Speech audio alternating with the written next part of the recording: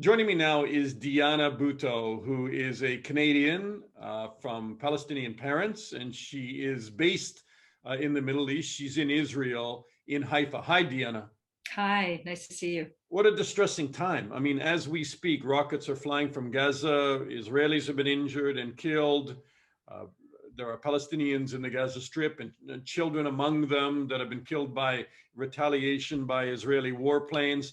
This very big riot on the Temple Mount yesterday, several hundred Palestinians injured by Israelis who entered the Al-Aqsa compound, and Jewish prayer goers on the Western Wall had to flee. I mean, it's really seems like the start of a cycle of violence, and a very new and dangerous one. Well, it depends on the perspective that you're looking at it from, and the way that you've described it. You've described it as life being Jewish Israeli. For them, it's been a period of calm. But if you look at it from the perspective of Palestinians, we haven't had a day of calm in 54 years. And the reason that I say that is because for 54 years, Palestinians have been living under this very brutal military regime. And given that brutal military regime, it's done everything over the course of these 54 years, from stealing land, taking homes, to killing Palestinians, and so on. And even these events that you have mentioned, it all started, Dana, with the very simple decision that the Israelis took to not allow Palestinians to be able to worship during the holy month of Ramadan. So they prevented worshipers from accessing the Damascus Gate, and from there, they prevented worshipers from going on to the Al-Aqsa compound. And we saw that even on the holiest night in Islam, the 27th night of Ramadan, that the Israeli forces ended up firing stun grenades and live ammunition and so on, including inside the mosque itself. So for Palestinians, this hasn't been a period of calm at all. It has been a period in which Israel has continued to show that they want to continue to deny us our freedom. And that's why it's so important for people to understand the root context of this and the root causes of this, because that's the only way that it can come to an end. Well, tell me, on this latest explosion, I shouldn't even use that word, but the spark seems to have been Sheikh Jarrah and the continued expansion of settlement activities by the Netanyahu government. Is that fair to say? Correct. Yes. So there were a couple of things that have happened in this latest episode, if you were to say it. Again, I'm looking for the right word. The first is that over the course of the past decade, there's been a plan on the part of the Netanyahu government to try to get rid of Palestinian families who are living in Sheikh Jarrah and replace them instead with Israeli settlers. The deadline for 4 families to be evicted was supposed to be May the 2nd. But as a result, people have been rallying, including members of Knesset, including activists. They've been rallying to try to stop this dispossession, to try to stop this process. And what's happened is that as a result, we've seen that in addition to that the Israelis have also put into place measures to stop Palestinians from worshiping in the old city, in the Haram Sharif on the Al-Aqsa compound. And these two things combined have really been what has led to this massive build of pressure. Add to that the fact that we now have Kahanists. These are people who openly support the ethnic cleansing of Palestinians. These people are now in the government and have now led marches in Jerusalem in which they are chanting death to Arabs. So all of this has been... a lot of people don't understand what the Kahana High movement was, but I mean, they are a terrorist organization by themselves that have carried out the slaughter of Muslims, for instance, in Hebron, yes, in a mosque, and they are extremely violent. And I believe that they're treated as a terrorist organization. Although they're now part of the new Israeli landscape. They've been 7 of their members have been now elected into the Knesset. So is Netanyahu playing to those right-wing extremists by trying to form a government, and therefore he's always allowed settlement expansion anyway against the calls from the international community, but is he kind of lit a match there to try and form a government, and he's courting these far right-wing parties that once again have this tremendous amount of influence, far more than they should have in the Israeli government. Yes, absolutely. So, Dana, we've had 4 elections over the course of the past 2 years, and in each round of these elections, Netanyahu has been unable to form a government. This latest ability to try to form a government, he was supposed to have formed a government up until just about a week ago, and was unable to do so. And so now there is talk of somebody else trying to form a government, a different member of a different political party trying to form a government.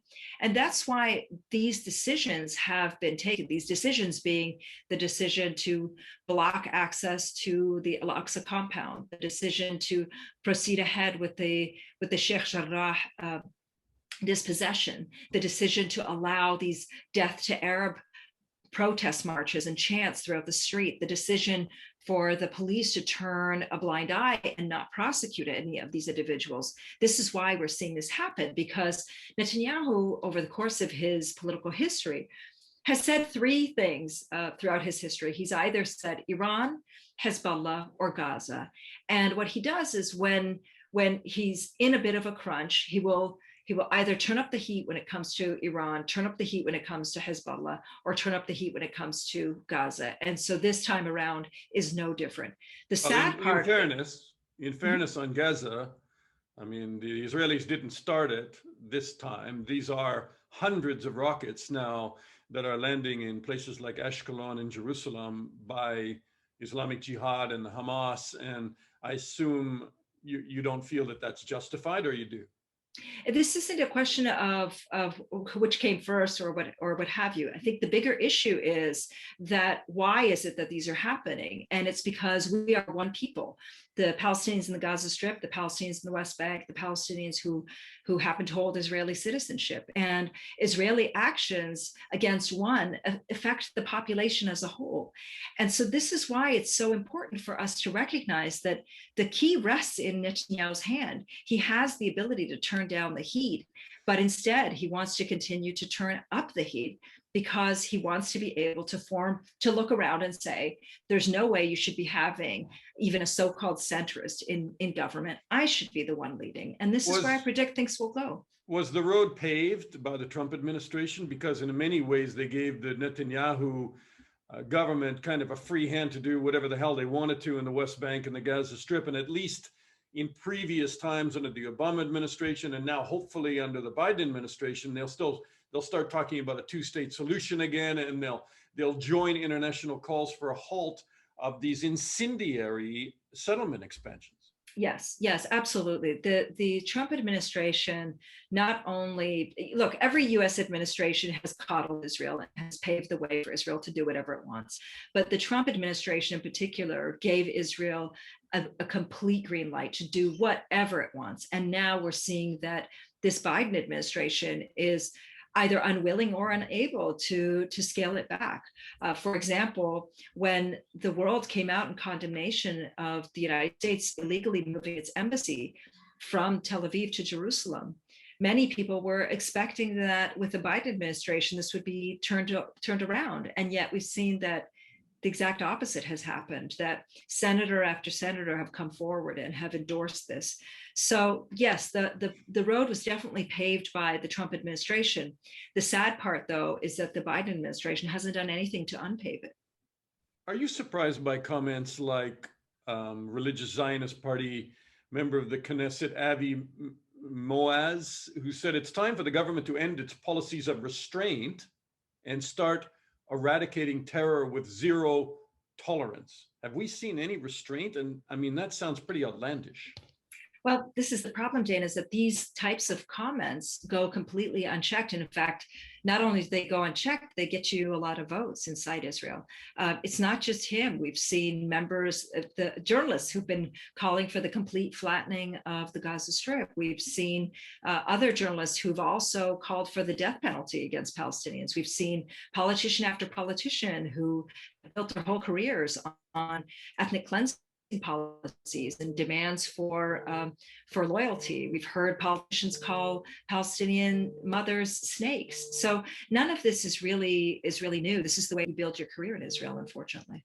Unfortunately, and look, there are extremists on both sides, and Hamas is certainly not, by any means, a moderating force in any of this. But are you like, where does this go in terms of? Do you think that this is a temporary week and Israel turns up the heat? And they're talking about a sustained bombing campaign in Gaza right now. But does this blow over, or are we into a new chapter now where Palestinians have gotten very tired? The democratic elections, which didn't take place, there is a new generation of young Palestinians who want to see this move forward and are frustrated with the existing Palestinian leadership. I mean, what happens now? It's hard to predict. It's really, really hard to predict. I can tell you that it's ripe for it to continue. And the reason I say this is because just last night alone, being May the 10th, we saw sustained protests, not only throughout the entirety of the West Bank and the Gaza Strip, but also inside Palestinian cities inside Israel. A Palestinian man was killed at the hands of an Israeli settler yesterday. We've seen that the police have been cracking down on Palestinian protesters, using very brutal force and oftentimes injuring Palestinians. This is the recipe for its continuation. It's not the recipe for its ending. There is the possibility. I have to jump in while you're rattling off those numbers, right? At the same time, I don't want to appear to be not neutral in this interview, and that there are over 80 Israelis that have been injured, reportedly, as close to a dozen buildings in Ashdod, Ashkelon are hit by rockets. One of the buildings was a school. I mean, you can't justify the violence on either side. What I think is important to keep in mind, Dana, is that we often look at what's happening on the Israeli side, and we talk about that as being something that is worthy of condemnation, but nobody looks at the other side. There were 26 Palestinians killed, including 9 children, including 3 from one family. And so why is it that the destruction of targeting a place on one side is considered okay, but then on the other it isn't? This is what I mean by the double standard. Both are tragic and both have to be reported equally.